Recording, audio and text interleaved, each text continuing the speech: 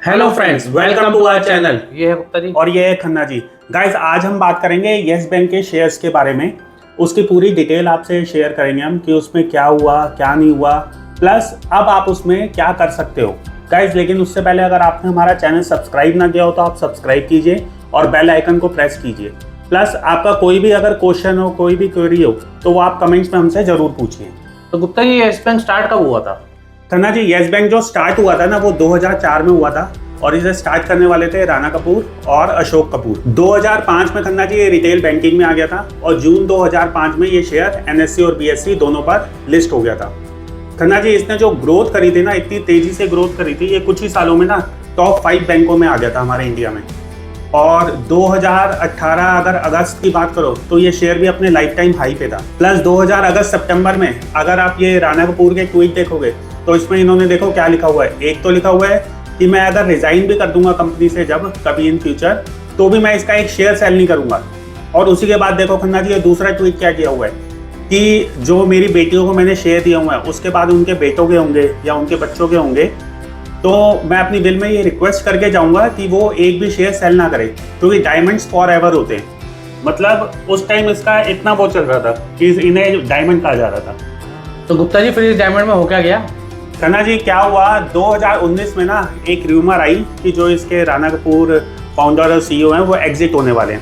अब ऐसी कोई खबर आएगी तो भैया डर का माहौल तो पैदा होगा। उससे ये शेयर डाउन आने लग गया। और उसके बाद एक और खबर आई इसके बैड लोन की, मतलब बैड लोन की न्यूज़ अब बाहर आ गई और वो आप कह सकते हो एक ना आग में घी डालने का काम किया। अब खन्ना जी, ये देखो मार्च तक इसके जो लोन बुक थी वो थी करीब 55,000 करोड़ रुपए और जो इसके डिपॉजिट थे वो थे 74,000 करोड़। मतलब 30 से 35% इसका डिपॉजिट ज़्यादा था। लेकिन 2019 में जो आया तो इसका जो लोन बुक थी वो तो करीब 4 गुना बढ़ी, वो 2 लाख करोड़ हो गई। और जो इसके डिपॉजिट थे वो सिर्फ 3 गुना ही बढ़े, वो थे 2.1 लाख करोड़। तो आप ये देखो इसमें डिफरेंस कितना हो गया। और इसने जो इसका मैक्सिमम लोन था ना वो दिया हुआ था अनिल अंबानी, आपकी DHFL, IL&FS, और इसमें से 11% भी ना, 11% जो प्रॉपर लोन था वो तो DHFL और IL&FS को दिया हुआ था। प्लस आपको ये पता है ये कंपनियां दिवालियां हो गई थी, इन्होंने अपने हाथ खड़े कर दिए थे।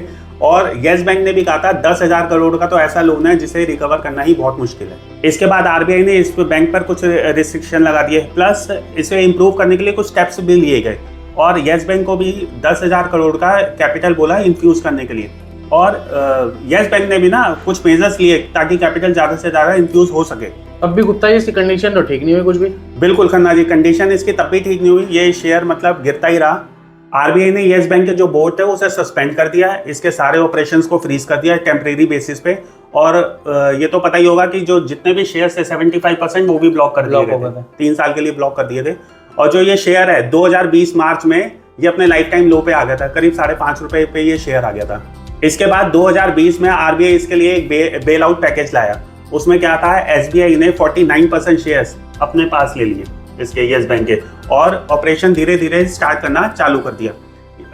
एसबीआई के बाद आपका axis bank, LIC, ICICI bank और भी कई फाइनेंशियल इंस्टीट्यूट हैं, उन्होंने भी इसमें इन्वेस्टमेंट किया और उन्हें जो शेयर अलॉट हुए वो 10 रुपए के प्राइस पे अलॉट हुए थे। लेकिन लॉक इन पीरियड था उसमें भी। जो अब लॉक इन पीरियड खत्म हो चुका है इसका मार्च 2023 में खत्म हो चुका है, तो इन्होंने भी अपनी इन्वेस्टमेंट करी थी। तो गुप्ता जी, अब इसकी क्या कंडीशन है? खन्ना जी, अब इसका ना पहले तो होल्डिंग पैटर्न देखो। इसमें आप देखो DIS है अप्रोक्सीमेट 38% होल्डिंग है, टेलर्स है उसकी 38% से हल्की सी ज़्यादा होल्डिंग है और जो FI उनकी 23% होल्डिंग है।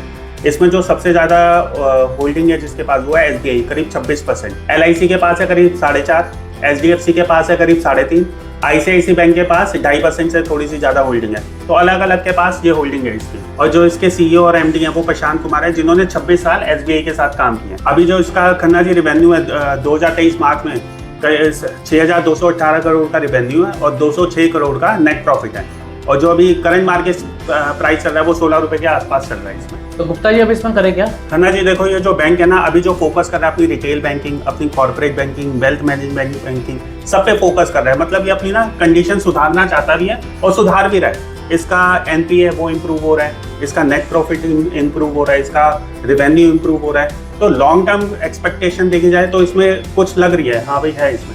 लेकिन अगर अभी का देखा जाए तो अभी हमने पहले भी एक अपनी वीडियो में बताया था, अभी भी आप वही पैटर्न फॉलो करो कि आप 14 से 16 रुपए के बीच में तो इसे आप बाय करो, और जब भी ये 22 से 25 रुपए के बीच में जाए आप इसमें प्रॉफिट बुक कर लो। तो उसमें कोई स्टॉप लॉस भी नहीं क्या? कन्ना जी, अगर आप छोटा स्टॉप लॉस लेना है तो 12 रुपए से नीचे का आप स्टॉप लॉस ले सकते हो, क्योंकि इसने FPO भी निकाला था अपना, 12 रुपए पे निकाला था। और थोड़ा सा अगर बड़ा स्टॉप लॉस लेना है तो आप 10 रुपए से नीचे का इसे स्टॉप लॉस ले सकते हो।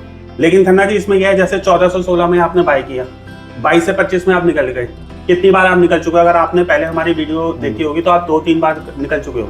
तो अगर आप 2 बार भी निकल गए तो ये शेयर आपका फ्री हो गया एक तरह से। तो ये सबसे बढ़िया इस टाइम स्ट्रैटेजी है इसमें। गुप्ता जी, आप इसमें कह रहे हो कि लॉन्ग टर्म ग्रोथ की एक्सपेक्टेशन है, हाँ। तो फिर 25 रुपए भी निकल जाए? खन्ना जी देखो, आप किसी शेयर का एग्जांपल लो, मान लो कोई 1 रुपए का शेयर है, तो आपको पता है ये 100 रुपए जाएगा, तब भी आप उसमें 100 रुपए तो नहीं कमा सकते। आप पता नहीं किस लेवल पे बाय करोगे, हो सकता है आप 10 रुपए पे बाय करो, हो सकता है 8 पे बाय करो, और 100 पे निकल भी नहीं सकते। 70 पे निकलोगे, 80 पे निकलोगे, कुछ मार्केट देख के, चार्ट देख के कुछ पैसे निकल जाओगे, तो 100 रुपए तो आप भी पूरे नहीं लोगे, 60-70 रुपए लोगे। तो इसमें क्या है, आप 2-3 बार ये आपका जरूर घूमेगा 22 से 25 पे आप निकल जाओ। लेकिन जब ये 32 क्रॉस कर देना, आप वहां पर दोबारा बाय करो। जब ये 32 से ऊपर क्रॉस करेगा ना, तो ये जो मूवमेंट देगा वो थोड़ी ज्यादा देगा। वो जब 32 से ऊपर पार करेगा, उसके बाद मैं आपको बताऊंगा क्या मूवमेंट दे सकता है। अभी आप जो पैटर्न मैंने आपको बताया, आप उसे फॉलो कर सकते हो। तो चलिए फ्रेंड्स, आपको अगर हमारी ये वीडियो पसंद आई हो तो वीडियो को लाइक कीजिएगा और चैनल को सब्सक्राइब कीजिएगा। Okay, bye.